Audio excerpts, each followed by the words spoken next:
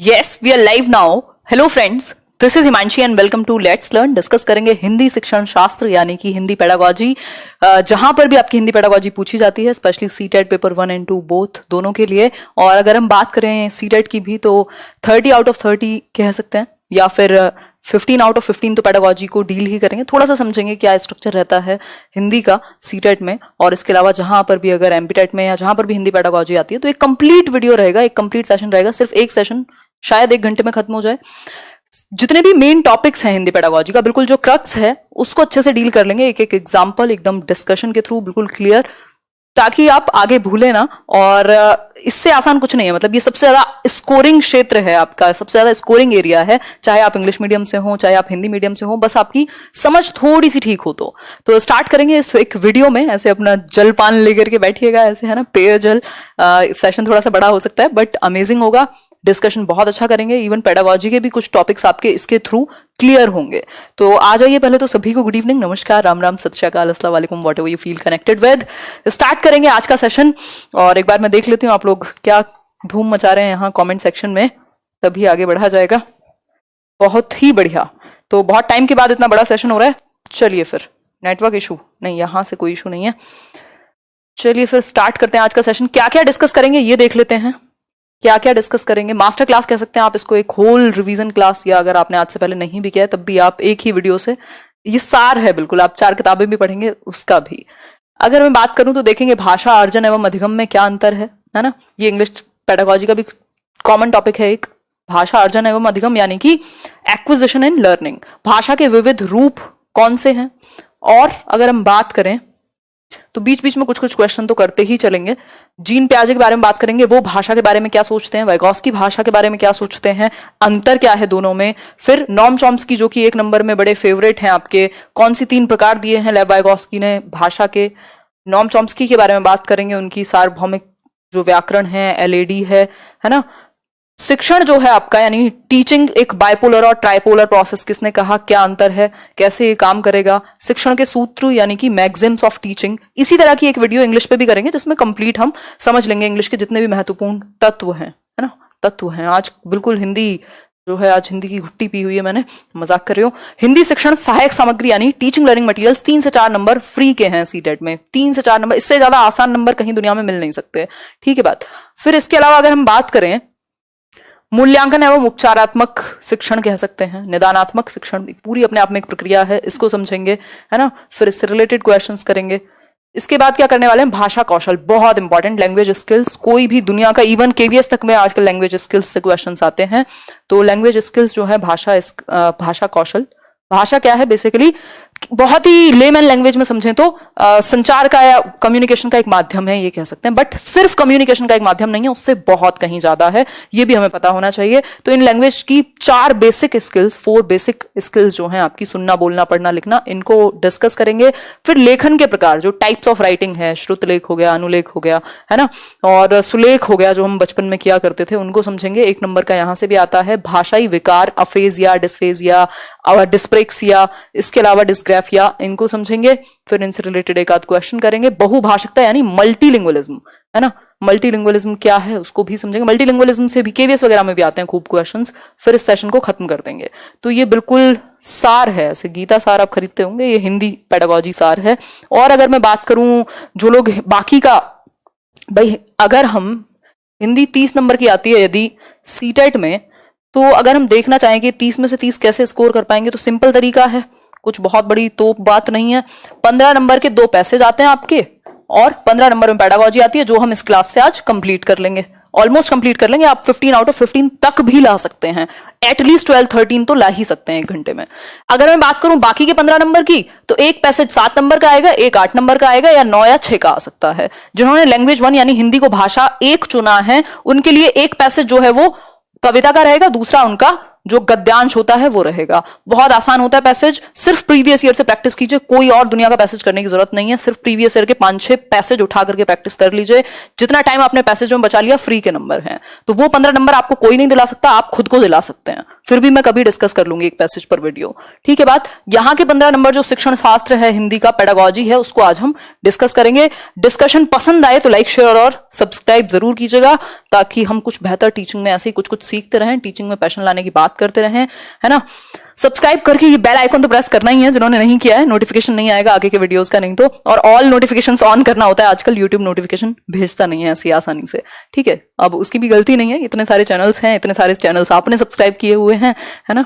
तो ये जो पीडीएफ है पूरे सेशन की, इस पूरे चैप्टर की, लेट्स लर्न की ऐप पे भी मिल जाएगी, जो शायद 1-2 दिन में आ जाए, और टेलीग्राम चैनल पर भी मिल जाएगी, लेट्स लर्न स्क्वाड आप सर्च कर सकते हैं। टीचिंग क्या इन जनरल भी शायद कॉम्पिटेटिव एग्जाम्स में one of the biggest Telegram channels कह सकते हैं नंबर्स। हालांकि उसके पीछे हम भागते नहीं है बहुत ज्यादा, बट 1,36,000 के आसपास लोग हम जुड़े हुए हैं वहां, है ना। तो ये एक मजे की बात है, आप लोगों का जो सपोर्ट है अपने आप में अमेजिंग है। इसके अलावा आपकी इच्छाएं हो तो आप फेसबुक, इंस्टाग्राम, जहां मन करे जुड़ सकते हैं पॉजिटिविटी के लिए।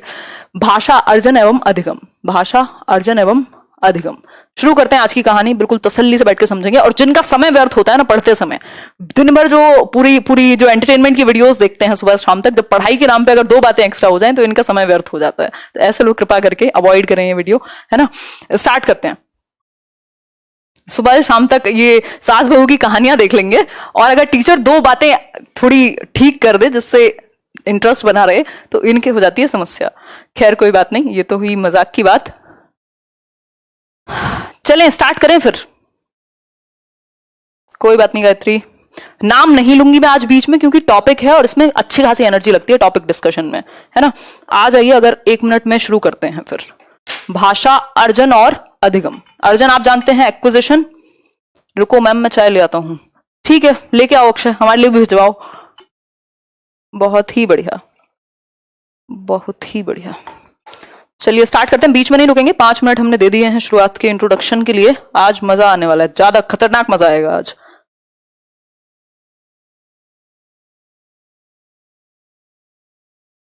बहुत बढ़िया, वी ऑल आर बेस्ट। चलिए फिर स्टार्ट करते हैं आज का सेशन, अब नहीं रुकेंगे। भाषा अर्जन एवं अधिगम। अर्जन मतलब, अर्जन का मतलब ही क्या है भाई? 4 लकड़ियां पड़ी थी या 4 फल गिरे हुए पड़े थे कहीं जंगल में, आपने अर्जित किया और अपनी टोकरी में भर के ले आए। मतलब आपने उनको बनाया तो नहीं, आपने कुछ प्रैक्टिस एफर्ट तो नहीं मारा, जस्ट आपने उनको अर्जित किया, समेटा एक तरीके से और ले गए भर के। ठीक, यानी कि एक्विजिशन कहते हैं हिंदी में इसको, इंग्लिश में इसको। सेम टॉपिक है इंग्लिश में भी ये। लैंग्वेज एक्विजिशन एंड अधिगम का मतलब होता है लर्निंग। लर्निंग क्या है? जिसमें प्रैक्टिस लगे, जिसमें अभ्यास लगे, जिसमें प्रैक्टिस लगे, जिसमें एफर्ट लगे आपका। आप ये सीख रहे हैं, इसमें आप पूरा एफर्ट लगाते हैं, प्रैक्टिस करते हैं, बार बार रिवीजन करते हैं, तब जाकर के क्वेश्चन सही होते हैं। गलत होते हैं फिर से सही करते हैं, बिहेवियरल चेंज आता है। एक्विजिशन क्या है? ये एक नेचुरल प्रोसेस है। क्या है? एक नेचुरल प्रोसेस है, एकदम प्राकृतिक प्रक्रिया है, जिसमें हमें कोई बहुत ज्यादा एफर्ट नहीं लगाना पड़ता, है ना। और लर्निंग क्या है? ये एफर्टफुल है, ये कॉन्शियस प्रोसेस है। अगर मैं कहूं तो चेतन प्रक्रिया है, हिंदी में अगर समझना चाहें तो चेतन प्रक्रिया है। ठीक है बात। नेचुरल है, ये सबकॉन्शियस भी कह सकते हैं इसको, या कई लोग अनकॉन्शियस भी कह देते हैं, यानी अवचेतन, जिसमें आप बहुत कॉन्शियसली रूल्स को रट नहीं रहे किताबें उठा करके। आपके आसपास जो माहौल में भाषा बोली जाती थी, आपने उसको ग्रहण कर लिया, आपने सुन सुन के भर लिया। आपके दिमाग में एक यंत्र है जिसने उसको प्रोड्यूस करना शुरू कर दिया। आपके घर में पंजाबी बोली जाती थी, आपने पंजाबी को ग्रहण कर लिया, यानी कि एक्वायर कर लिया, अर्जित कर लिया। आपके घर में गुजराती बोली जाती थी, आपने उसको एक्वायर कर लिया। हरियाणवी, भोजपुरी, जो भी बोली जाती थी आपने उसको एक्वायर कर लिया। ना आपको कोई व्याकरण की पुस्तक लगी, ना आपको कोई टीचर लगा, ना किसी ने कोई और आया, आपने अपने एनवायरमेंट से उठा लिया। कभी सही बोला, कभी गलत बोला, कभी तुतला के बोला, कभी नॉर्मल बोला, बट आपने उसको एक्वायर किया सबकॉन्शियसली। आपने कोई रूल्स नहीं रटे उसके लिए, नेचुरल था। लर्निंग में क्या हुआ? आपने जब इंग्लिश सीखी या प्रॉपर हिंदी जब आप सीखने गए, अगर आपकी मातृभाषा हिंदी नहीं थी तो जब आप हिंदी सीखने गए होंगे तो आपको चेतन रूप से प्रयास करना पड़ा होगा, चेतन रूप से, है ना। छोटा चेतन नहीं, नॉर्मल चेतना वाला चेतन, कॉन्शियसनेस, जिसमें आपके एफर्ट, प्रैक्टिस सब लगेंगे, कॉन्शियस माइंड। ठीक है बात। तो चेतन रूप से आपने इसको सीखा, ये अवचेतन, सबकॉन्शियस, नेचुरल, प्राकृतिक रूप से। एक और चीज यहां ध्यान में रखनी है, देखो लैंग्वेज एक्विजिशन तो हम कर सकते हैं, नेचुरल है, लेकिन लैंग्वेज इनहेरिटेड नहीं होती। ऐसा कोई प्रॉपर्टी नहीं है कि आप पैदा हुए और आपके पिताजी छोड़ गए थे और आपने उठा करके रख लिया। ठीक है, तो ऐसा कुछ नहीं है, ये इनहेरिटेड नहीं है। आप एक्वायर करते हैं आकर के, बट इनहेरिटेड नहीं होती, है ना। कि प्रॉपर्टी कागज थे, उठा के रख लिए, बात खत्म। ये आपका माइंड जो है अवशोषित करेगा, लेकिन आप लैंग्वेज लेकर के पैदा थोड़ी ना हो रहे हैं। ठीक है बात। तो ये एक बेसिक सी बात हुई, बहुत बढ़िया अमित, बेसिक सी बात हुई। आगे बढ़ते हैं, नेक्स्ट पॉइंट समझते हैं। यहां एक चीज है, जो आपका अर्जन है इसमें बुक की जरूरत नहीं है। आप नेचुरली अपने एनवायरमेंट का, यहां सबसे बड़ा रोल किसका है अर्जन में, भाषा अर्जन में जो सबसे बड़ा रोल है वो आपके एनवायरमेंट यानी पर्यावरण का है। पर्यावरण, सबसे बड़ा रोल पर्यावरण। ठीक। और पूछा भी जाता है एक क्वेश्चन कि अधिगम और अर्जन में सबसे बड़ा अंतर क्या है, तो पर्यावरण का है। अधिगम में आपकी प्रैक्टिस, एफर्ट, सारी चीजें लगेंगी, यहां रूल भी काम आएंगे, यहां आपका एनवायरमेंट तो है ही, इसके अलावा बुक्स भी हैं और सारी कॉन्शियस प्रोसेसेस लग जाएंगे आपको बाकी चीजें सीखने में। देखो ये जो अर्जन है हम बहुत आसानी से कर लेते हैं एडोलेसेंस से पहले पहले, या फिर कहें तो 6 साल तक की उम्र में, जो 2 से 6 वर्ष का टाइम पीरियड है, सबसे तेजी से हम भाषा ग्रहण करते हैं। बहुत तेजी से आप देखेंगे 2 साल का बच्चा कुछ कुछ वर्ड बोलता था, एक आध सिंगल वर्ड बोलता था, 2 वर्ड को ज्वाइन करके बोलने लगा था। लेकिन जैसे ही वो 2 से 5 वर्ष के बीच में आता है, 6 वर्ष तक आता है, वो बोलते बोलते रुकता नहीं है ना। वो मेरी जैसी स्थिति में होता है जिस स्पीड में मैं बोल रही हूँ, खैर मजाक की बात है वो। तो उस स्थिति में क्या है, मतलब उसका जो लैंग्वेज एक्विजिशन डिवाइस, जिसको नॉम चॉम्स्की कहते हैं, या कह सकते हैं भाषा विकास की सबसे तीव्र गति है, मतलब सबसे इन्फ्लुएंशियल टाइम है, सेंसिटिव पीरियड है, 2 से 6 वर्ष। सबसे तेजी से बहुत सारे शब्द, लगभग 30-40 वर्ड से भी ऊपर एक दिन में सीख लेगा, है ना। तो 2 से 6 वर्ष जो है सबसे तेजी से भाषा का विकास होगा, सबसे तेजी से, सबसे तेज होगा भाषा विकास। अर्ली चाइल्डहुड यानी पूर्व बाल्यावस्था भी कह देते हैं इसको। ठीक है बात। आशीष द्विवेदी कह रहे हैं हिंदी की क्लास इंग्लिश में ना लिखिए। देखो मेरे को आप सभी जानते हैं, मतलब मेरे को क्या होता है, मुझे आप सभी जानते हैं, ठीक। तो मुझे सभी जानते हैं आप लोग, और मेरा एक स्टाइल भी है, और दूसरा बहुत सारे इंग्लिश मीडियम के भी लोग हैं, उनको भी समझ में आ जाता है, और बोल तो मैं हिंदी में भी रही हूँ। तो बातों पे मत जाओ, इन सब चीजों पे मत जाओ, मेन उद्देश्य आपके समझ में आना है ना। यहाँ आप कोई वो थोड़ा ना कि आप बहुत ही छोटी स्थिति में है कि मतलब बहुत छोटे हैं, अब आपको जो है कॉन्सेप्ट खराब हो जाएंगे आपके, है ना। बाइलिंगुअल चल सकता है। तो सबसे तेज कब सीखेंगे आप भाषा, 2 से 6 वर्ष में। ठीक हो गई बात। ये नेचुरल है, वो एफर्ट के साथ आएगा, कॉन्शियस प्रोसेस है, ये सब कॉन्शियस है। यहां एनवायरमेंट मेन रोल प्ले करेगा, वहां बाकी फैक्टर्स भी आपके मेन रोल प्ले करेंगे। ठीक है बात, क्लियर बात। आगे बढ़े नेक्स्ट पॉइंट पर, आपकी इच्छा हो तो। यहां तक की बात क्लियर हो गई? एक बार बताइए, अगर कोई समस्या हो तो मैं कमेंट्स में देख लेती हूं। चलिए फिर आगे बढ़ते हैं। तो अर्जन में क्या होगा, जनरली सामान्य तौर पर आप अपनी मदर टंग को, जो मातृभाषा जिसको हम कह रहे हैं, मदर टंग को हम क्या कर रहे हैं, एक्वायर करते हैं, अर्जित करते हैं। भाई हमारे एनवायरनमेंट में बोली जाती थी ऐसे मदर टंग, वो ऐसे बहुत ही एक बेकार सा पीछे है, जो हमारे एक टीचर थे बहुत पुराने, वो मारते थे कि मदर टंग का मतलब ये नहीं है कि ऐसे माँ की जीभ तो आप लिख दें कि लाल, है ना, रेड नहीं लिखना है। मदर टंग जो भी आपके घर में आसपास माहौल में भाषा बोली जाती हो, तमिल, तेलुगु, हिंदी, जो भी हो सकती है। तो मदर टंग को जनरली अर्जित किया जाता है, एक्वायर्ड होती है, किसी किताब किसी चीज की जरूरत नहीं होती आपको। हालांकि इसका जो व्याकरण है, प्रॉपर स्टैंडर्ड मानक रूप जो है, वो बाद में आप किताबों से भी सीख सकते हैं, बट लैंग्वेज को एक्वायर करने में, ठीक ठाक से बोलने में, यूज करने में आपको कोई समस्या नहीं होती, आप अपने एनवायरमेंट से उठा लेते हैं। ठीक है। अधिगम में क्या है, जो बाकी आपकी कोई भी सेकेंड लैंग्वेज, कोई भी सेकेंड लैंग्वेज जो दूसरी भाषा है, या कई बार हम टारगेट लैंग्वेज भी कह देते हैं। टारगेट मतलब लक्ष्य भाषा।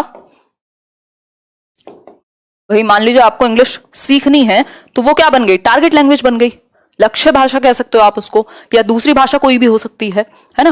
भाषा हम कई भी अर्जित कर सकते हैं। अगर 2 भाषाएं बोली जाती होंगी एनवायरमेंट में, तो आप दोनों भाषाओं को एक्वायर कर लेंगे।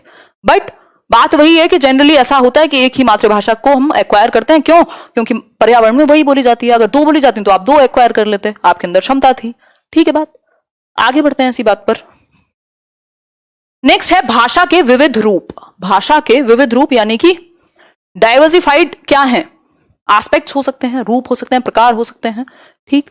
तो यहां हम 2 की बात कर रहे हैं जनरली, मातृभाषा और राष्ट्रभाषा। इसमें बड़ा कंफ्यूजन रहता है। आर्टिकल 343 में जो अनुच्छेद है आपका 343, उसमें बात हुई है लैंग्वेज की। और अगर हम बात करें तो मातृभाषा और राष्ट्रीय भाषा, हिंदी क्या है, मातृभाषा है, राष्ट्रीय भाषा है, राजभाषा है, क्या है हिंदी, बताइए एक बार। क्या हिंदी राष्ट्रभाषा है भारत में? बताएं एक बार, बताइए एक बार। मजा तो आएगा यदि जब डिस्कशन हम अच्छे से करते हैं तो मजा तो बनता है, मजे के पैसे हैं, नहीं तो सब एक ही जैसे हैं फिर। बताइए एक बार, आंसर कीजिए। जी कई लोग कह रहे हैं, कई लोग कह रहे हैं नहीं। देखो, हिंदी राष्ट्रभाषा नहीं है, राजभाषा है, ऑफिशियल लैंग्वेज है, राजभाषा है। 1961 या 63 में, I am not sure about it, एक बार आप चेक कर लीजिएगा। आई थिंक 63 में कोई वो आया था, एक एक्ट आया था जिसमें इसको राजभाषा बनाया गया था, यानी ऑफिशियल लैंग्वेज, और इंग्लिश को associate official language, associate official language बनाया गया था। सह राजभाषा कह सकते हो। हिंदी क्या है हमारी? राजभाषा है। हिंदी क्या है? राजभाषा है। राष्ट्रभाषा का दर्जा नहीं मिल पाया क्योंकि 15 साल बाद इंग्लिश को हटाना था, बट वो हटी नहीं और हम उस तरीके से यूज में ला नहीं पाए हिंदी को, और आज तक फिर हम हिंदी दिवस मना रहे हैं बस। तो राष्ट्रभाषा कोई नहीं है हमारे पास, ये कह सकते हैं टेक्निकली हमारे पास राष्ट्रभाषा नहीं है। मातृभाषा कोई भी वो भाषा जो आपके घर में बोली जाती हो, आपके एनवायरमेंट में बोली जाती हो इनिशियली, ठीक है। और लक्ष्य भाषा या लक्षित भाषा जो आप कहना चाहें, वो कोई भी लैंग्वेज हो सकती है जिसको आप सिखाना चाहते हैं या सीखना चाहते हैं। टारगेट लैंग्वेज, भाई इंग्लिश मीडियम स्कूल है और वहां इंग्लिश सिखाना क्या है? टारगेट है, तो टारगेट लैंग्वेज क्या बन गई? इंग्लिश बन गई। अगर आप जर्मन सीख रहे हैं तो टारगेट लैंग्वेज क्या बन गई? जर्मन बन गई। संस्कृत सीख रहे हैं तो संस्कृत बन गई टारगेट लैंग्वेज, यानी लक्ष्य भाषा जिसको सिखाने का लक्ष्य है आपका। इसको आप ज्यादा यूज करते हैं तभी ऑब्वियसली बच्चा सीख पाएगा, ठीक है बात। हमेशा ध्यान रखना है, जो मातृभाषा है उसका बहुत बड़ा रोल है।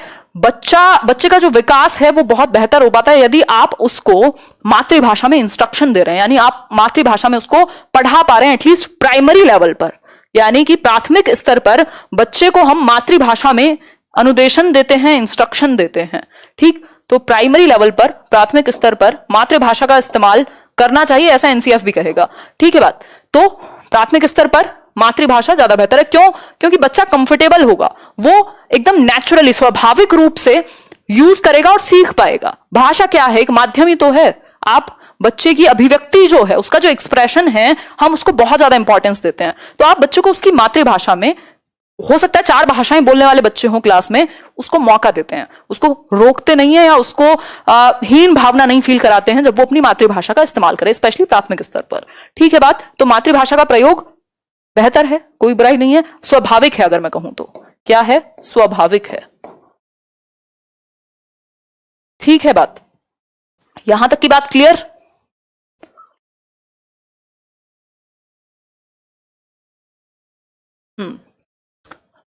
लाइक शेयर करते रहिएगा, श्रद्धा है आपकी।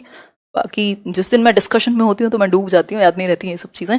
बच्चे अपनी मातृभाषा का प्रयोग करते हुए हिंदी भाषा की कक्षा में अपनी बात कहते हैं। एक क्वेश्चन है आपके सामने, बच्चे अपनी मातृभाषा यानी अपनी मदर टंग का इस्तेमाल कर रहे हैं, जो भी उनके घर में बोली जाती होगी, हिंदी भाषा की कक्षा में अपनी बात कहते हैं। लैंग्वेज की क्लासरूम कौन सी है? हिंदी। अब आपको और मुझे हिंदी आती है, इसका मतलब ये मत सोचिएगा कि बच्चे की भी भाषा जो है वो हिंदी ही है। मातृभाषा है, यहां कुछ भी लिखा नहीं है कि उसकी मातृभाषा हिंदी है या कुछ और है। तो हो सकता है उसकी मातृभाषा तमिल हो यहां। तो मातृभाषा का प्रयोग कहां कर रहा है बच्चा? हिंदी की कक्षा में, यानी हिंदी का पीरियड चल रहा हो और बच्चा अपनी मातृभाषा में जवाब दे या खुद को अभिव्यक्त करे, एक्सप्रेस करे। यह बात क्या है? कैसी है ये बात? स्वाभाविक है, निंदनीय है, निंदा करेंगे आप, विचारणीय है या अनुचित है? जवाब दीजिए एक बार। जनता जवाब नहीं चाहती है। I want your answer. बहुत बढ़िया, फर्स्ट का ए, सिंपल बात है बिल्कुल। देखो, ये क्वेश्चन करने के बाद आप कितने भी क्वेश्चन प्रैक्टिस करा सकते हैं, मैं अलग से भी सीरीज चला दूंगी, लेकिन बीच बीच में 1-2 क्वेश्चन को डिस्कस करना जरूरी है। स्वाभाविक है यानी कि नेचुरल है भाई, नेचुरल है, उसको वही आती है तो वो अभी धीरे धीरे सीख लेगा ना एनवायरमेंट से। अगर हिंदी की बात करें तो नेचुरल है, स्वाभाविक है, क्योंकि उसने वही स्वाभाविक रूप से, नेचुरल रूप से अपने एनवायरमेंट से अर्जित किया था उसने, जो भी उसकी मातृभाषा थी उसको, ठीक है बात। हिंदी तो धीरे धीरे सीखेगा ना, अधिगम होगा हिंदी का, तो अर्जन किसका हुआ? मातृभाषा का। जीन प्याजे की बात कर लेते हैं। जीन प्याजे बहुत ही ज्यादा इंपॉर्टेंट, एमिनेंट, अहम व्यक्ति हैं बाल विकास के अंदर, और हमने इनकी थियोरी जीन प्याजे, वाइगॉस्की और कोहलबर्ग को एक कंप्लीट सेशन में अभी कुछ ही टाइम पहले डिस्कस किया था, 1 घंटे 48 मिनट में। वो सेशन ना देखा हो देख लीजिएगा। जीन प्याजे की बात कर लेते हैं। जीन प्याजे हैं क्या? जीन प्याजे एक स्विस साइकोलॉजिस्ट, फिलोसोफर, और भी क्या क्या है पता नहीं, जेनेटिक एपिस्टेमोलॉजिस्ट कह सकते हैं इनको। इन्होंने भाषा की जो बेसिकली बात की है, इन्होंने लैंग्वेज कि अगर हम बात करें तो लैंग्वेज को बहुत ज्यादा महत्व ना देकर के, बल्कि ये कहा है कि जो संज्ञानात्मक विकास है उससे जुड़ी हुई है भाषा। बेहतर संज्ञानात्मक विकास ऑब्वियसली बेहतर लैंग्वेज भी प्रोड्यूस कर पाएगा जिसका संज्ञानात्मक स्तर है वो। क्यों? संज्ञान क्या है? आपकी समझने, सोचने, तर्क करने, समस्या समाधान करने की क्षमता, कल्पना करने की क्षमता, ये सब संज्ञान में आती है, कॉग्निटिव डेवलपमेंट में आती हैं। और कॉग्निटिव डेवलपमेंट से ही जुड़ा हुआ है भाषा का संप्रत्यय, यानी कि लैंग्वेज का जो कॉन्सेप्ट है वो आपका कॉग्निटिव डेवलपमेंट से जुड़ा हुआ है। कॉग्निटिव डेवलपमेंट की भी अगर हम बात करें तो एक है हमारा लेफ्ट हेमिस्फेयर और दूसरा है राइट हेमिस्फेयर। तो भाषा किधर है बताइए एक बार, लेफ्ट हेमिस्फेयर और राइट हेमिस्फेयर? बहुत बढ़िया सौरभी, हाँ जवाब दीजिए। विचार पहले आता है ऐसा कहते हैं जीन पियाजे, बिल्कुल सही बात है। Thought proceeds language and thought not only proceeds language but also determines it, मतलब सुनिश्चित भी करता है विचार भाषा को, भाषा से पहले भी आएगा। ये बात कौन कहते हैं? जीन पियाजे ही कहते हैं। जो लैंग्वेज है आपकी वो लेफ्ट साइड में आएगी, ठीक है बात? बहुत बढ़िया शालू। तो लैंग्वेज किधर आएगी? लेफ्ट साइड में आएगी, लेफ्ट हेमिस्फेयर में आपके ब्रेन के लैंग्वेज पाई जाएगी। और कॉग्निटिव डेवलपमेंट से ही जुड़ी हुई है भाषा भी आपकी, ये कह सकते हैं। जैसे सामाजिक विकास, सांवेगिक विकास सामाजिक विकास से जुड़ा हुआ है, मॉरल डेवलपमेंट, सोशल डेवलपमेंट, ये इमोशनल डेवलपमेंट आपस में जुड़े हुए हैं। उसी तरीके से संज्ञानात्मक विकास यानी कि कॉग्निटिव डेवलपमेंट से भाषा जुड़ी हुई है, ठीक है बात? स्पीड अगर बहुत तेज हो तो कॉमेंट्स में बता देना, मेरी स्पीड जनरली तेज होती है, ठीक है बात? आगे बढ़ते हैं। अहम केंद्रित वाक्य, ego centric speech. Ego centric speech बड़ा फेमस हो चुका है आज की डेट में। अहम केंद्रित वाक्य हर बार पूछा जाता है। इंग्लिश में क्या कहेंगे? ईगो सेंट्रिक स्पीच, यानी बच्चा क्या है? स्व केंद्रित है, सेल्फ सेंटर्ड है, दूसरे का पर्सपेक्टिव नहीं समझता, खुद से बोल बोल करके बातें करेगा, ये कह सकते हैं। स्व केंद्रित कहेंगे, है ना? सेल्फ सेंटर्ड, भाई बच्चा है ये खुद को सेंटर मानता है और खुद बोल बोल के बात करेगा, है ना? तो ये अहम केंद्रित वाक्य हो गया। कब आएगा ये? 2 से 6 वर्ष में। 2 से 6 वर्ष की जो अवस्था है, प्री ऑपरेशनल स्टेज, पूर्व संक्रियात्मक अवस्था, अहम केंद्रित वाक्य करेगा बच्चा। इस सेम अहम केंद्रित वाक्य को वाइगॉस्की ने प्राइवेट स्पीच यानी निज वाक्य कहा है। पियाजे ने कहा अहम केंद्रित वाक्य बहुत ज्यादा लाभ का नहीं है, this is of no use, but Vygotsky कहते हैं अहम केंद्रित वाक्य ना कहकर इसका नाम क्या यूज करते हैं वो? प्राइवेट स्पीच, निज वाक्य या निजी वाक्य। ये बहुत काम का है और इससे बच्चा खुद को निर्देश दे पाता है। अब ये है क्या? मान लीजिए मैं खुद से बात करूं, यार हिमांशी बेवकूफ है क्या, ऐसे नहीं ऐसे कराना था। मैं खुद से बात कर रही हूं, बोल करके बाहर आवाज आ रही है, मतलब इसको आप पियाजे क्या कहेंगे? इसको ईगो सेंट्रिक स्पीच है। वाइगॉस्की क्या कहेंगे? निजी वाक्य है। जब बच्चा, आपने देखा कोई रेलगाड़ी बना रहा है, वो ट्रेन आती थी ना पहले, पटरी आती थी कि नहीं ये वाला ये नहीं, यहां ये जोड़ना था, ये करना था, ये मैंने गलत कर दिया, है ना? कोई क्वेश्चन सॉल्व करते हुए वो देखेगा यार यहां क्या आना था, मैम ने तो ये बताया था, बोल बोल के खुद से बातें कर रहा है वो। दैट मीन्स वो अहम केंद्रित वाक्य या फिर निजी वाक्य वाइगॉस्की के अनुसार, ठीक है बात? मेरे साथ बोलते रहिएगा ताकि आपको याद रहे चीजें, है ना? अगर मैं बात करूं यहां तो अहम केंद्रित वाक्य की बात हो गई। इसको प्राइवेट स्पीच कहा है किसने? वाइगॉस्की ने।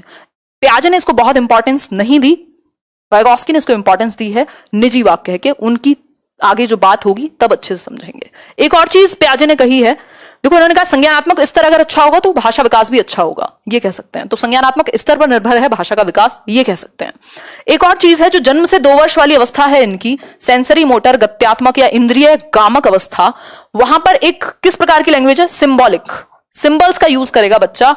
ए फॉर एप्पल के लिए एप्पल का, प्रतीकात्मक विचार होते हैं उसके अंदर, और विचारों से भाषा आगे जन्म लेगी, विचार से भाषा आएगी, भाषा से विचार नहीं आएगा, ये कहते हैं कौन? पियाजे। मतलब अगर बच्चे ने पेन देखा और उसको बोलना नहीं आया है लेकिन विचार उसके दिमाग में तब भी होगा, इसको देख करके भी कुछ तो चल रहा होगा, अब उस विचार के बाद भाषा सीखेगा वो, ये मान लो कि ऐसा पियाजे मानेंगे। यहां तक की बात होपफुली क्लियर हो गई होगी। अगर क्लियर हो गई हो तो बता दीजिए। देखो बाल रुकते नहीं है, 4 बाल तो नहीं कहूंगी, अब तो बड़े हो गए, ठीक है? बहुत ही बढ़िया, स्पीड ठीक है। चलिए आगे बढ़ते हैं फिर, बहुत ही बढ़िया, आगे बढ़ते हैं। चाय पानी पीते रहिएगा, कई लोग बेहोश ना हो जाएं ज्यादा पढ़ने की वजह से, आदत तो रही नहीं होगी अब सीटेट के जाने के बाद। आज हिंदी पेडागोजी को पढ़ के और कवर करके बंद करके रख दीजिएगा, बस डेली के 20 25 30 क्वेश्चन सॉल्व कर लेना, बहुत हो जाएगा, ठीक है बात? हाँ बहुत बढ़िया। देखिए एक बार, देखिए देखिए देखिए, लेव वाइगोस्की की अगर हम बात करें, ओहो हो, लेव वाइगोस्की एक अलग व्यक्ति हैं, ये रशिया के थे, पियाजे कहाँ के थे, स्विट्जरलैंड, है ना। तो लेव वाइगोस्की की अगर हम बात करें तो वाइगोस्की कहते हैं बेसिकली कि भाषा क्या है, संज्ञानात्मक विकास, जो आपका कॉग्निटिव डेवलपमेंट है उसके लिए एक टूल है, उसके लिए एक टूल है, यानी यंत्र है। भाषा क्या है, यंत्र है। लैंग्वेज एक टूल है आपके संज्ञानात्मक विकास के लिए। ठीक है बात, मतलब भाषा का इस्तेमाल करके बच्चा अपनी समझ का इस्तेमाल करेगा। ये कह सकते हैं इन्होंने तीन चीजों को इंपॉर्टेंट बताया था, सोसाइटी यानी समाज, संस्कृति और भाषा यानी लैंग्वेज। किसके लिए, SCL से याद रख सकते हो, सोसाइटी, कल्चर, लैंग्वेज। इसको इंपॉर्टेंस दी किसने, वाइगोस्की ने। ठीक है बात, बहुत बढ़िया। देखिए एक बार नेक्स्ट, बहुत हंसी हो गई, वापस आ जाओ है? आप वहां बैठ के हंसें, हम यहां बोल बोल के अपना गला खत्म कर दें। देखो एक बार, बालक भाषा अपने से, परिवेश से अंतःक्रिया करते हुए सीखता है। इन्होंने कहा है कि जो भाषा है, लैंग्वेज है, उसको बच्चा अपने परिवेश से अंतःक्रिया यानी अन्योन्य क्रिया यानी कि इंटरैक्ट करके आप भाषा सीखते हैं अपने आसपास से। भाई जब आप पैदा होते हैं तो भाषा तो नहीं बोल रहे होते ना, रो रहे होते हैं, ठीक। तो अंतःक्रिया यानी इंटरैक्शन करके। इनके अनुसार निजी भाषा बालक के संज्ञानात्मक विकास में सहायक होती है। अब वही निजी भाषा जिसकी बात हम अभी पियाजे के केस में कर रहे थे कि बच्चा बोल बोल के बात करता है, अहम केंद्रित वाक्य जिसको कहा है किसने, पियाजे ने। लेकिन वाइगोस्की क्या कह रहे हैं, निजी भाषा कह रहे हैं इसको, निजी भाषा कह रहे हैं, प्राइवेट स्पीच कह रहे हैं इंग्लिश में कहूं तो।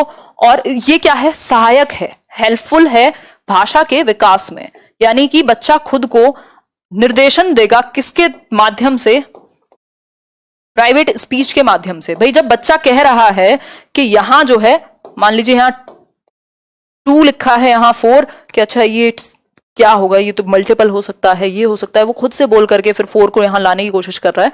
मतलब कि वो खुद को निर्देश देता है, डायरेक्शन देता है, अपने खिलौनों को जोड़ने में लगा हुआ है, खुद को ही डायरेक्शन देगा, नहीं इसको ऐसे नहीं ऐसे घुमाऊं। मतलब वो बोल बोल करके खुद को ही एक डायरेक्शन देने का प्रयास कर रहा है। ठीक है बात, तो ये एक बेसिक सी बात हो गई। इसी को अहम केंद्रित वाक्य किसने कह दिया, जीन पियाजे ने। हाँ, बहुत ही बढ़िया अंकिता, कितनी जागरूकता फैला रही हैं।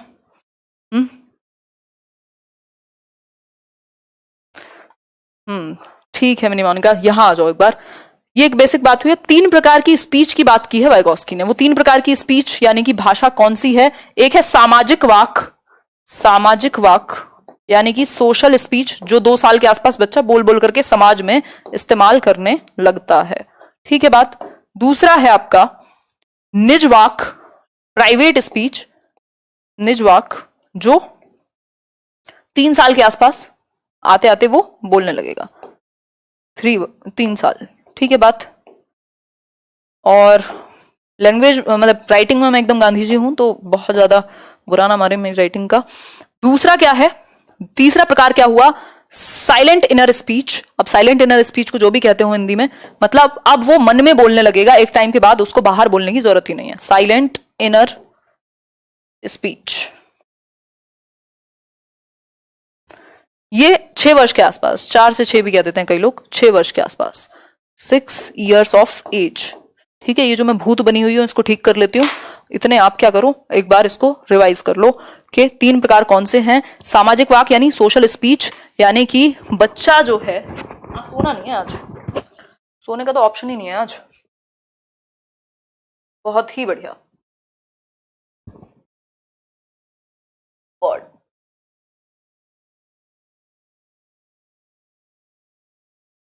सीटेट की डेट आ गई क्या, नहीं कोई डेट नहीं आई सीटेट की, सब अफवाहें हैं, पता नहीं इनको क्या मिलता है अफवाहें फैला के। हमें तो किसी ने डेट नहीं बताई, पता नहीं इनके पास कौन से खबरी हैं जो इन्हें डेट बता जाते हैं। कितनी देर का वीडियो है, अब ये पहले से मैंने रिकॉर्ड थोड़ी किया है, लाइव चल रहा है, होगा 1 घंटे से ज्यादा तो क्या ही होगा, 1 घंटे में डिस्कशन हो जाएगा मेरे ख्याल में। ये ड्रेसिंग लगा के, है ना, क्या कर सकते हैं। बहुत ही बढ़िया, हाँ, बहुत बढ़िया।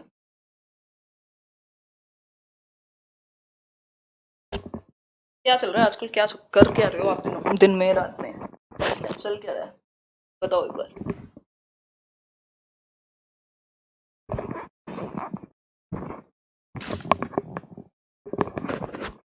बहुत बढ़िया। अच्छा, इतने लाइक शेयर ना किया हो तो कर देना, वैसे तो जितने लोग देख रहे हैं उनसे ज्यादा ही लाइक्स हैं। ड्रामा कम थोड़ी है जीवन में।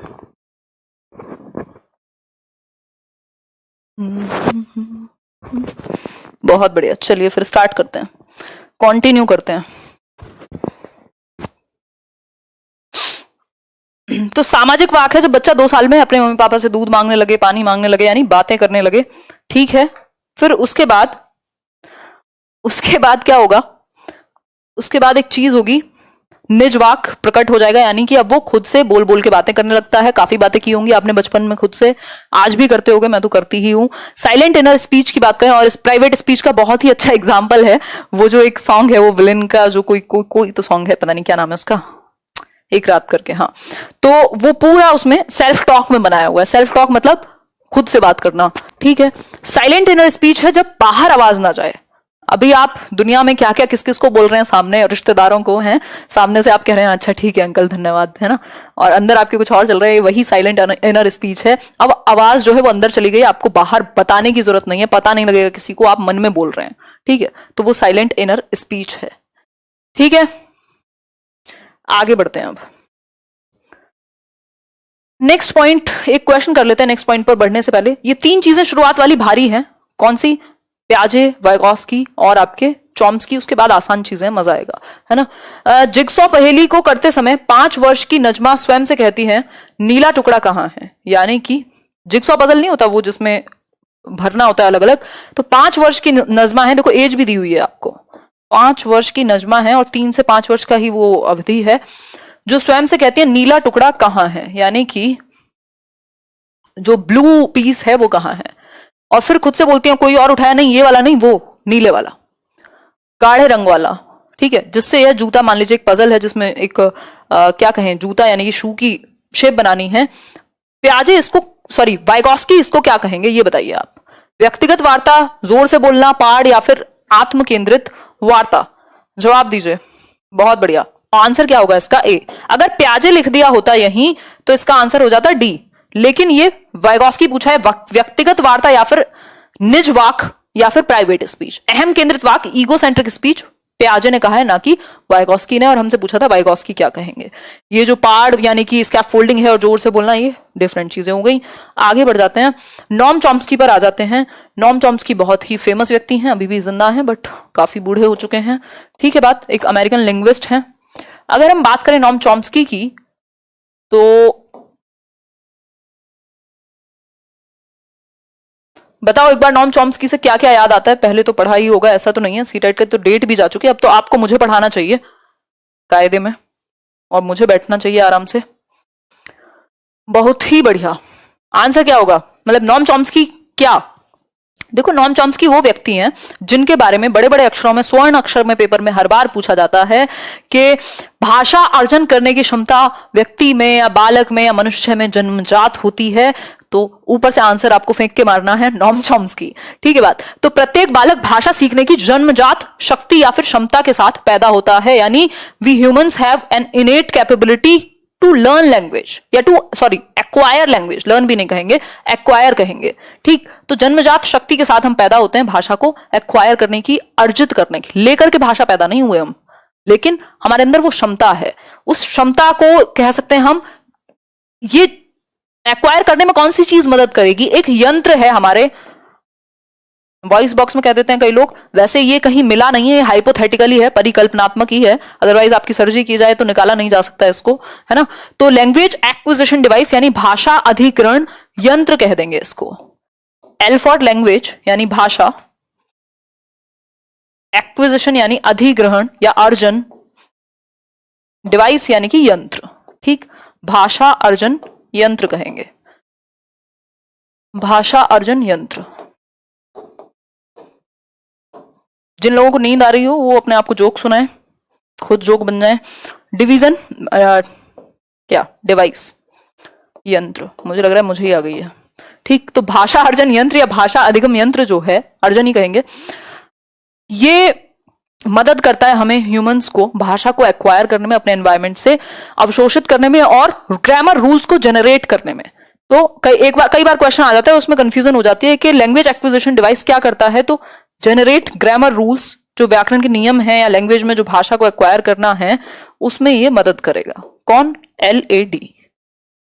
ठीक है बात। व्याकरणिक नियमों से लेके भाषा को सीखने तक ये लैंग्वेज एक्विजिशन डिवाइस मदद करेगा। कब से कब तक बहुत ज्यादा प्रभावशाली रहेगा? जो आपका अर्ली चाइल्डहुड है, यानी कि लगभग 5 वर्ष तक, 6 वर्ष तक ये बहुत ज्यादा प्रभावशाली यानी इफेक्टिव रहेगा। उसके बाद आपको प्रॉब्लम होती है लैंग्वेज को एक्वायर करने में। भाई अगर कोई एडोलेसेंस या अब आज आप इस उम्र में नई भाषा सीखने जाते हैं तो आपको ज्यादा डिफिकल्टी होगी, ज्यादा टाइम लगेगा कंपेयर टू कोई एक बच्चा जो 5 साल का है, 4 साल का है, वो कोई लैंग्वेज सीखे बात करके वो नेचुरली करेगा, क्योंकि उसका जो लैंग्वेज एक्विजिशन डिवाइस है वो आपसे ज्यादा मजबूत है, उसका जो भाषा एक्वायर करने की क्षमता है वो ज्यादा है आपसे, ये कह सकते हैं।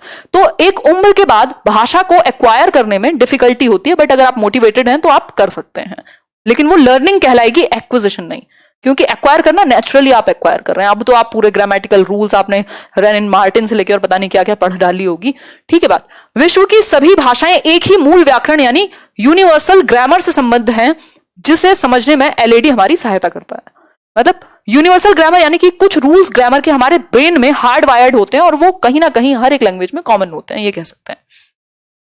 तो ये जो यूनिवर्सल ग्रामर है इसको समझने में, जो किसी भी लैंग्वेज की ग्रामर है जो हार्ड वायर्ड होती है, कुछ ऐसी मिस्टेक्स होती हैं जो हम करते ही नहीं है, जो हम नेचुरली एक्वायर कर लेते हैं ग्रामर में। ठीक, तो वो यूनिवर्सल ग्रामर यानी कि ये जो यूनिवर्सल ग्रामर है इसको एक्वायर करने में, किसी भी भाषा के जो हार्ड वायर्ड रूल्स हैं हमारे दिमाग में, उनको एक्वायर करने में, उनको समझने में, यूज करने में लैंग्वेज एक्विजिशन डिवाइस हमारी मदद करता है। ठीक हो गई बात यहां पर? ठीक है बात। कोई समस्या हो तो बताओ। नीलेश कह रहे हैं बहुत ही बढ़िया, बिल्कुल ठीक है। ठीक है पूजा जी, आगे बढ़ते हैं। चॉम्स्की की कहानी खत्म हुई। भाषा अर्जन क्षमता किसके साथ संबंधित है, यानी कि लैंग्वेज एक्विजिशन एबिलिटी या लैंग्वेज एक्वायर करने की जो क्षमता है वो किसके साथ संबंधित है? प्याजे, चॉम्स्की, स्किनर या फिर ब्रूनर? बताइए एक बार। लाइव सेशन 9:30 9 o'clock ऐसे ही चल रहा है, फिक्स तो नहीं चल रहा आजकल। नहीं, प्याजे ने नहीं कहा कि लेफ्ट में होगी जो लैंग्वेज है, वो इन जनरल एक स्टेटमेंट दिया मैंने। वो प्याजे ने नहीं कहा है कि भैया लेफ्ट में होगी लैंग्वेज। ये तो हम जनरली सामान्य तौर पर ऐसा मानते हैं कि एक लेफ्ट हेमिस्फेयर ब्रेन में, एक राइट है, राइट में क्रिएटिविटी होगी, लेफ्ट में लैंग्वेज होगी। तो उसको प्याजे से बिल्कुल नहीं जोड़ना है, ऐसी गलती हमें नहीं करनी है। बस यही एक समस्या है ऑनलाइन में कि कई बार ऐसी कंफ्यूजन बन जाती है ऑटोमेटिकली कि हम कुछ और ग्रहण कर लेते हैं, सामने वाला कुछ और कह रहा होता है ना। बताओ एक बार। भाषा अर्जन क्षमता सिंपल बात है, चॉम्स्की से जुड़ी हुई है, नॉम चॉम्स्की से। जब भी लैंग्वेज एक्विजिशन की बात आ जाए या भाषा को अर्जन करने की क्षमता जन्मजात है, ये कौन व्यक्ति कहेगा? चॉम्स्की कहेंगे। और जितना कम उम्र हम जल्दी से कर लेते हैं, बाद में हमें प्रॉब्लम होती है। हमारे अंदर लैंग्वेज एक्विजिशन डिवाइस है जिसकी सहायता से हम कर लेते हैं। और क्या है, सार्वभौमिक व्याकरण और इन सब की बात इन्होंने ही की है। आगे बढ़ जाते हैं। शिक्षण त्रिआयामी है। ये एक ऐसा क्वेश्चन है जो आपको सुपर टेट, KVS, दुनिया के हर टीचिंग एग्जाम में कभी कभार आपकी किस्मत ठीक हो देखने को मिल जाता है। सीटेट में भी एक बार, CDP में भी आया हुआ है। ठीक, तो शिक्षण क्या है? एक त्रिआयामी प्रोसेस हम मानते हैं, यानी ट्राइपोलर प्रोसेस। ट्राइपोलर, 3 पोल हैं जिसके, वो खंबे होते हैं ना, पोल्स, ऐसे आप लटक जाते होगे देख करके, वो पोल वहां भी अनअकैडमी में भी आंसर करते हैं। ठीक, तो 3 पोल्स हैं। एक पोल ये कह सकते हैं, दूसरा सिरा कह सकते हैं ये, और थर्ड पोल है ये। कौन कहता है ये? जॉन डुई मानते हैं आज की डेट में। एडम्स ने बात की थी कि ये द्विध्रुवीय है, 2 पोलर है। बायपोलर जिसको हम कह देते थे, बायपोलर जिसको हम कह देते थे, बायपोलर किसने कहा था? एडम्स ने। बायपोलर में क्या था? 2 ध्रुव में क्या था? 2 ध्रुव में सिंपल था, 2 सिरे थे। एक क्या था? नहीं, बुरी राइटिंग तो, हाँ, 2 ध्रुव थे, एक है ये, दूसरा है ये।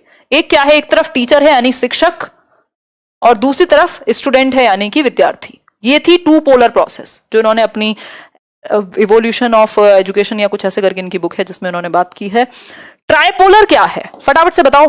ट्राइपोलर में 3 सिरे हुए ना। अगर 3 सिरे हैं ट्राइपोलर में तो सिंपल हो गई बात कि एक तरफ तो होगा टीचर यानी अध्यापक। एजुकेशन की प्रोसेस में एक तरफ है, एक सिरे पर है टीचर यानी कि अध्यापक, दूसरी तरफ कौन है? बिल्कुल टीचर, बिल्कुल बिल्कुल इंडिपेंडेंट। डिपेंडेंट कौन है? विद्यार्थी, बिल्कुल। अगर हम बात करें टीचर की, और इंटरवीनिंग कौन है? इंटरवीनिंग है आपका करिकुलम या फिर सिलेबस या एनवायरमेंट। टीचर, दूसरा सिरा किसके लिए? स्टूडेंट यानी विद्यार्थी, अधिगमकर्ता, एडुकेंड भी कह देते हैं इनको, और ये एजुकेटर है। और थर्ड क्या है, करिकुलम, यानी कि आपकी पाठ्यचर्या जिसके अंदर सिलेबस भी आ जाएगा। आपका एनवायरमेंट हो सकता है, एनवायरमेंट हो सकता है, सिलेबस हो सकता है, बाकी की जो चीजें हैं। तो ये 3 सिरे हो गए, है ना, अध्यापक, छात्र और विषय वस्तु, जो कंटेंट है, जो एनवायरमेंट है, जो करिकुलम है, जो तरीके हैं। ठीक है बात, सिंपल बात, नो बकवास, हो गई बात क्लियर? बहुत ही बढ़िया, यहां तक की बात समझ में आ गई होगी। नींद तो क्या ही आएगी मेरे साथ, तो मैं जगा के रखती हूं ऐसे, क्या करें। शिक्षण सूत्र देखिए एक बार, शिक्षण सूत्र यानी कि मैग्जिम्स ऑफ टीचिंग। ये बेसिकली ऐसी माने जाने वाले कुछ सूत्र हैं जिनको यूज करके आप अपनी टीचिंग को इफेक्टिव बना सकते हो। अफेक्टिव नहीं, कई लोग अफेक्टिव बोलते हैं। अफेक्टिव मतलब इमोशंस से रिलेटेड, सामवेगिक, उसका कोई मतलब ही नहीं है। अफेक्ट करना मतलब प्रभाव कर दे आप पर, वो एक अलग सेंस में यूज होता है। इफेक्टिव मतलब प्रभावी। आप बेहतर बना सकते हो अपनी टीचिंग लर्निंग प्रोसेस को यदि आप इन सूत्र का, इन मैग्जिम्स का इस्तेमाल करते हो। बहुत लार्ज स्केल पे इनको माना जाता है कि अगर इन, बहुत सारे सूत्र हैं, ये तो जस्ट मैंने आपको बहुत मोस्ट फेमस वाले लिए हैं। ठीक है बात। तो अगर हम बात करें ज्ञात से अज्ञात की ओर, यानी कि known to unknown, known to unknown क्या आ जाएगा भाई? हम हमेशा एक चीज, एक बात, एक प्रिंसिपल फॉलो करते हैं कि बच्चा जो जानता है, जो उसका पूर्व ज्ञान है, जो उसकी प्रीवियस नॉलेज जो वो लेकर के आया है, उसका इस्तेमाल करके उसको उस नॉलेज से जोड़ के आगे हम कुछ नया सिखाते हैं। तो नोन टू अननोन लेकर के जाते हैं। इस एक मेथड को, आपका एक मेथड है, इस एक अप्रोच को फॉलो करता है इंडक्टिव मेथड, यानी आगमन विधि। एग्जाम्पल टू रूल की तरफ लेकर के जाएगा। एग्जाम्पल क्या है, बच्चे को पता होगा, आपने वो एग्जाम्पल दिया जो वो पहले से जानता था, फिर आपने एक रूल बताया उसे जो पहले से नहीं जानता था, यानी अज्ञात था ये रूल। तो नोन टू अननोन चले गए आप। सिंपल बात, कोई समस्या बताओ एक बार। एक तो हम लोग इतने सारे जुड़े हुए हैं संख्या में कि समस्या जो है मुझ तक पहुंच नहीं पाती है। बहुत बढ़िया, सॉरी। हाँ, बहुत बढ़िया अजमत राना, हो गॉड। केवीएस का बढ़ाना, केवीएस का यार मैं सोच रही हूँ इंग्लिश वाला सेशन जल्दी शुरू करेंगे। 3-4 एक बार रक्षाबंधन कर लेते हैं, फिर 3-4 अगस्त के बाद एक बार इंग्लिश डेली डोज जो थी उसको शुरू करते हैं। सुबह सुबह 10 बजे के करीब कुछ कुछ करेंगे। अभी रुक जाओ, अगस्त में करते हैं।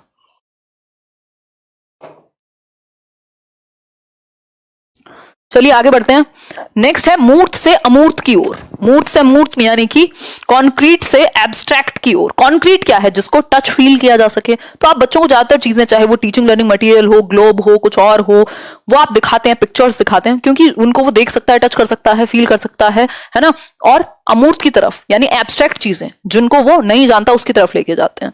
सरल से जटिल, हमेशा आप देखते हैं पहले इजी टू कॉम्प्लेक्स जाते हैं हम। पहले मुश्किल चीजें नहीं, पहले आसान चीजें सिखाते हैं, फिर उसके बाद हर एक क्लास में भी आपका जो सब्जेक्ट है, हर एक चैप्टर में वो चीजें ऐड होती रहती हैं।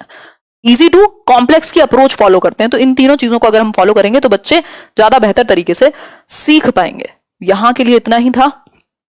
शिक्षण सहायक सामग्री, 1-2 पॉइंट और बचते हैं आपके, वो लेखन के प्रकार बचते हैं, कुछ क्वेश्चन बीच बीच में है ही। कोई समस्या हो, नींद आ रही हो तो कुछ ऐसे गाने वाने बजवाएं आपके लिए। मजाक कर रही हो, है ना, अपने पास खुद बजा लेना। शिक्षण सहायक सामग्री देखो एक बार, पढ़ लो। वैसे भी बहुत छुट्टियां मिल गई हैं कोरोना में, सब हर एक चीज का हिसाब देना पड़ेगा, ये टाइम वापस नहीं आएगा। देखो एक बार, अगर हम बात करें शिक्षण सहायक सामग्री, जो कि अपने आप में बैकबोन है टीचिंग की, रीढ़ की हड्डी के जैसी है, जिससे आप इफेक्टिव बना सकते हो अपनी टीचिंग लर्निंग को, बहुत प्रभावी बना सकते हो, सप्लीमेंट कर सकते हो। भाई अगर ये स्मार्ट बोर्ड है आज अपने पास, तो हम बहुत सारी पिक्चर्स का यूज कर लेते हैं, कई बार थियरीज में, क्वेश्चंस में, और भी बहुत सारी चीजों का यूज कर सकते हैं, है ना। उससे क्या होगा, कोई वीडियो भी प्ले कर सकते हैं। क्या होगा, इफेक्टिव बनेगी टीचिंग लर्निंग प्रोसेस। वो जो चार्ट आप लेके जा रहे हैं उससे बच्चा और बेहतर तरीके से, आपके एक्सप्लेनेशन के साथ एक पिक्चर और अच्छा काम करेगी। या कितने सारे तरीके हैं टीचिंग लर्निंग मटेरियल में, ग्लोब हो गया, मॉडल्स हो गए, चार्ट्स हो गए, पिक्चर्स हो गई, आपका वीडियोस हो सकती हैं, कोई और चलचित्र हो सकते हैं। ठीक है बात, मजा आ रहा है, बहुत बढ़िया जी संगीता। ठीक है, ये मजे के पैसे अलग से हैं, मजाक कर रही हूँ। खैर देखो एक बार, दृश्य सामग्री यानी कि ये भी 3 प्रकार की हम जनरली लेते हैं, बट इसको हम 4th को भी थोड़ा सा डिस्कस करेंगे। दृश्य सामग्री यानी विजुअल एड्स। विजुअल यानी कि जिसको आप देख सको। टैक्टाइल मटेरियल वो होता है जिसको आप टच कर सको। तो जिनको विजुअली देखने में प्रॉब्लम होती है उनके लिए टेक्टाइल मटेरियल यानी टच करना, जैसे ब्रेल लिपि है, उसका इस्तेमाल होगा। ये विजुअल जो है ये डिफरेंट है। जिनको विजुअली प्रॉब्लम है उनके लिए टेक्टाइल, वो मैंने आपको कनेक्ट करके बताया है। अदरवाइज विजुअल का मतलब टेक्टाइल नहीं होगा। ठीक है बात, टेक्टाइल मतलब टच करके। तो विजुअल एड्स कौन से हैं? चार्ट हो गया, आपका मॉडल हो गया, आप कोई पिक्चर दिखा रहे हैं। वो जो कैमरा आता था ना, वो ताजमहल में मिलता था पहले छोटा सा, उसमें पिक्चर्स चलती रहती थी, वो विजुअल ही है एक तरीके से। जो चार्ट आप दिखा रहे हैं वो विजुअल ही है। जो आप मैप दिखा रहे हैं यदि, तो वो विजुअल ही है। श्रव्य मतलब ऑडियो, ऑडिटरी।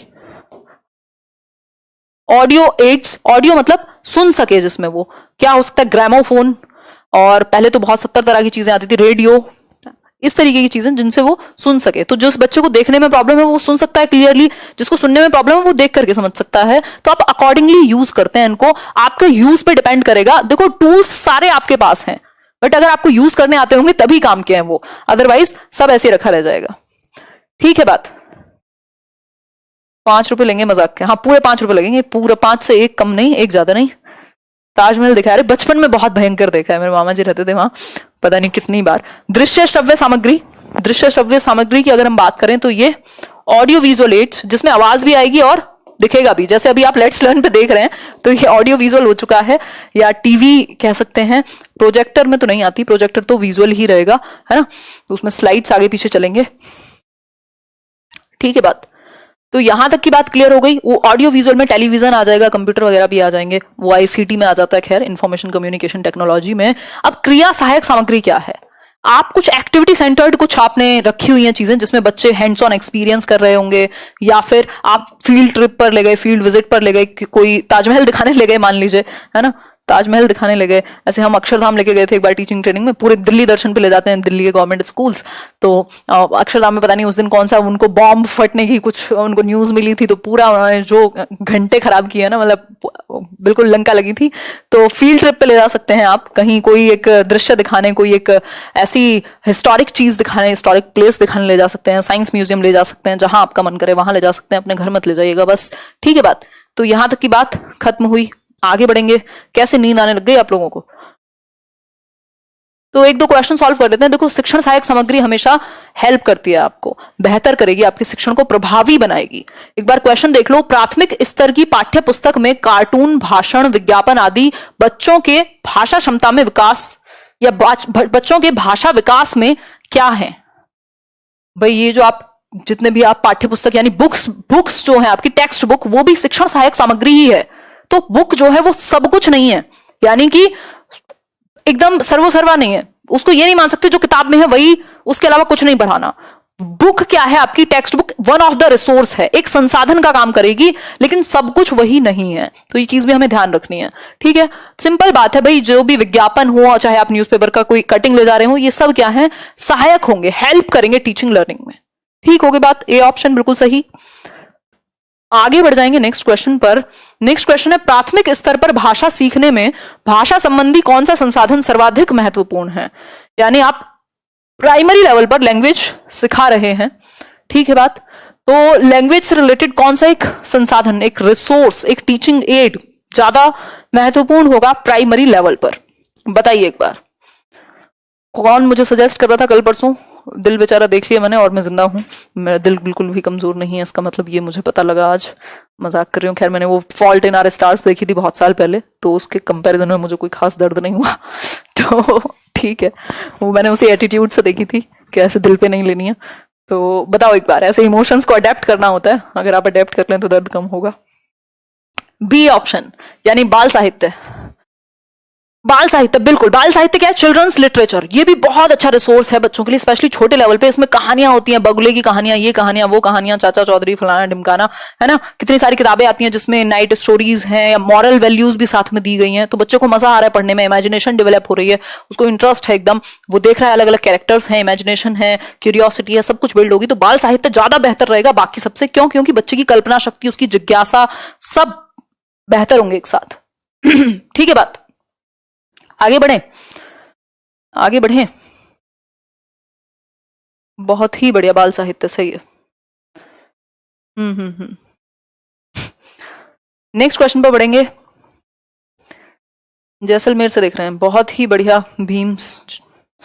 चलिए आगे बढ़ते हैं। अब मूल्यांकन एवं उपचारात्मक शिक्षण, मूल्यांकन से भी आप समझ सकते हो ये जुड़ा हुआ टॉपिक है आपका इवैल्यूएशन से। मूल्यांकन आप देखते हो कि आपने जो टीचिंग लर्निंग के उद्देश्य रखे थे वो किस हद तक सफल हो पाए, या आपको अपने मेथड में और कहां परिवर्तन करने की जरूरत है, बच्चा कितना अचीव कर पाया, ये सारी चीजें इसमें आ जाती हैं। अब आपने इसमें असेस किया, बच्चे को देखा कहां कमी है, तो आप क्या करते हैं, दो चीजें होती हैं। एक तो है निदानात्मक शिक्षण, निदानात्मक यानी कि डायग्नोस्टिक टेस्ट।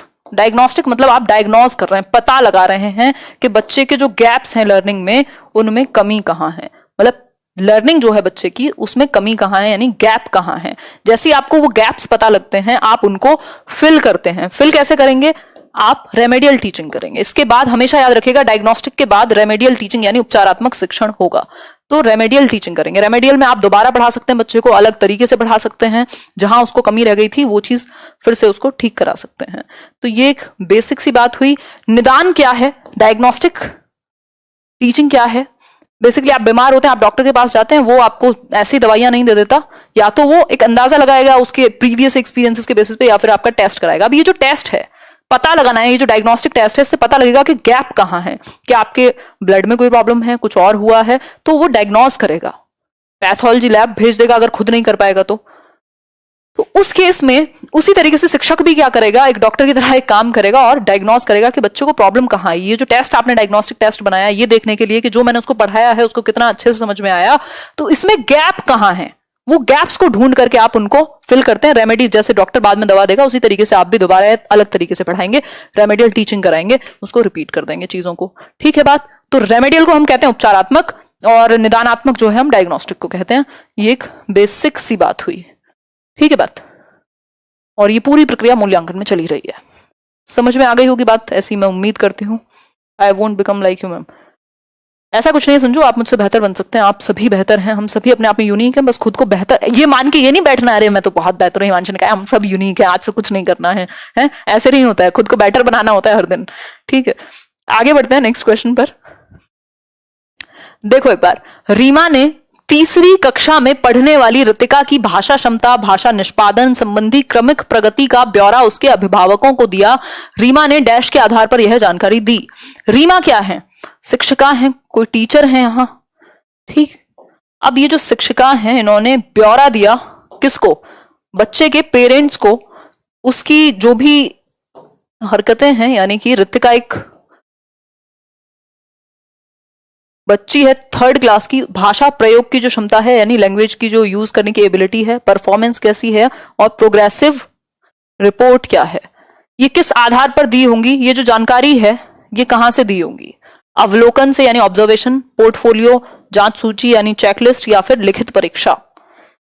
बेहतर ऑप्शन कौन सा होगा, चारों सही हो सकते हैं बट बेहतर कौन सा होगा, पोर्टफोलियो। क्रमिक प्रगति यानी कि प्रोग्रेसिव, जब रिपोर्ट की बात करें ना तो पोर्टफोलियो आपका एक क्लास से दूसरे क्लास में भी ट्रांसफर होता रहता है, आपका पूरा कच्चा चिट्ठा होगा इसमें, जैसे वो फोटोग्राफी में बनवाते हैं ना लोग मॉडल पोर्टफोलियो, उसी तरीके से बच्चे की सारी जो भी कर्म कांड है वो सब आपने इसमें स्टोर किए हुए हैं। तो उसका जैसा लैंग्वेज का परफॉर्मेंस है, वो भाषा को किस तरीके से, उसकी क्षमता कैसी है भाषा को इस्तेमाल करने की। देखो प्राइमरी लेवल पर या जनरली भी हम दो चीजों पर बच्चों को बहुत ज्यादा फोकस करते हैं। एक है भाषा की अभिव्यक्ति, चाहे बच्चा गलत बोले, शुरुआत में अटके गलत बोले कुछ भी करे, बट आप उसको एक्सप्रेस करने देते हैं।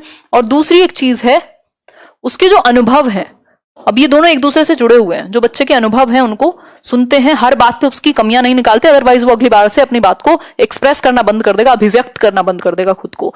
तो अभिव्यक्ति और एक्सप्रेशन इंपॉर्टेंट है, अपना जो एक्सपीरियंस है उसका शेयर करना, that is very very important. Abhishek बहुत ही बढ़िया, आगे बढ़ जाते हैं इसी बात पर।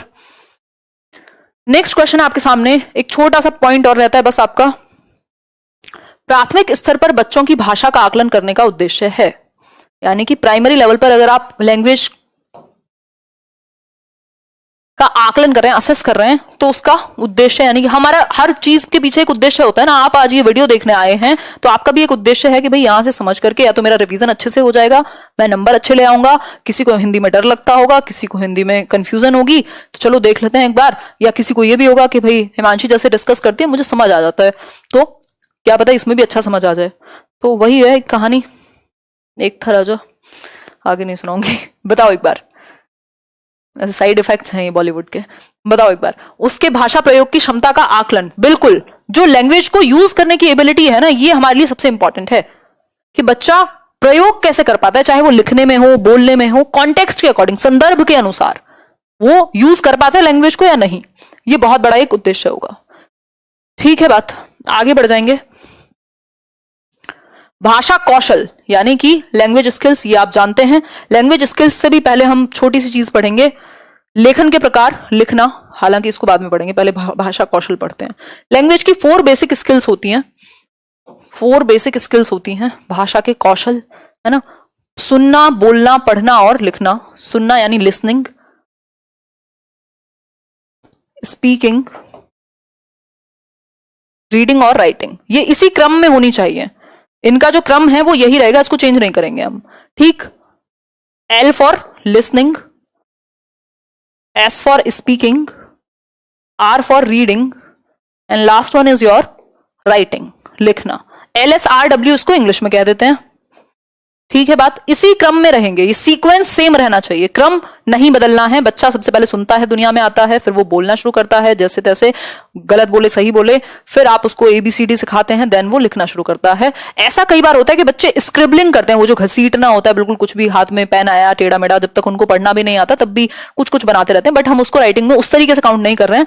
क्रम को हम चेंज नहीं करते, क्रम हम यही मानते हैं, सुनना, बोलना, पढ़ना और लिखना। इसमें जटिल सबसे ज्यादा लिखना ही है। ठीक है, शुरुआत कहां से होगी? सुनने से होगी।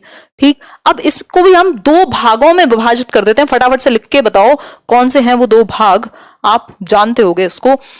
लिसनिंग यानी कि सुनना, और पढ़ना, ये क्या है? ग्रम्यात्मक कौशल है। क्या है? ग्रम्यात्मक कौशल है। ग्रम्यात्मक गलत हो जाए तो मत कीजिएगा, माफ। ग्रम्यात्मक कौशल यानी कि रिसेप्टिव स्किल, जिसमें आप ग्रहण कर रहे हैं मटेरियल, जैसे मैं अभी बोल रही हूं और आप सुन रहे हैं, तो सुनना क्या हुआ? ग्रम्यात्मक हुआ, यानी आप ग्रहण कर रहे हैं, रिसेप्टिव है। इसको पैसिव भी कहते हैं, क्योंकि आप पैसिव बैठे हुए हैं कुछ हद तक और मैं ज्यादा एक्टिव हूं, यानी बोलना एक्टिव है कंपैरेटिवली। अब है सुनना और लिखना, सॉरी, बोलना और लिखना। देखते हैं बोलना और लिखना। बोलना मतलब आप लैंग्वेज को प्रोड्यूस कर रहे हैं, और लिखने में भी आप लैंग्वेज को प्रोड्यूस कर रहे हैं, यानी कि उत्पादन होता है भाषा का। यहां बिल्कुल 100% सच्ची बात है, तो इसको उत्पादनात्मक कौशल कहेंगे, उत्पादनात्मक कौशल कहेंगे। ठीक, प्रोडक्टिव स्किल्स भी कह देते हैं, और इनको सक्रिय कहेंगे, यानी एक्टिव स्किल्स, उनको पैसिव भी कह देते हैं। ठीक है बात यहां तक की। बहुत दिन बाद हम लोग जो है 1 घंटे के सेशन में जुड़े हैं, 47 मिनट्स तक तो चलता ही है।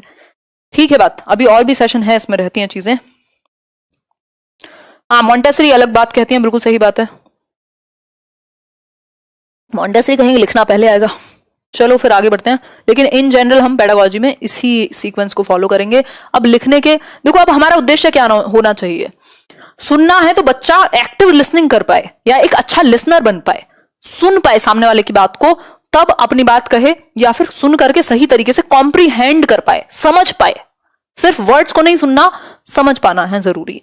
बोलना है तो आप क्लैरिटी, फ्लुएंसी हो, आपके धारा प्रवाहिता हो बोलने में, एक्यूरेसी भी हो लिखने की। अगर हम बात करें तो एक्यूरेट हो, या बोल भी रहे हैं तब भी आप एक्यूरेटली शब्दों का इस्तेमाल कर सकते हैं, है ना।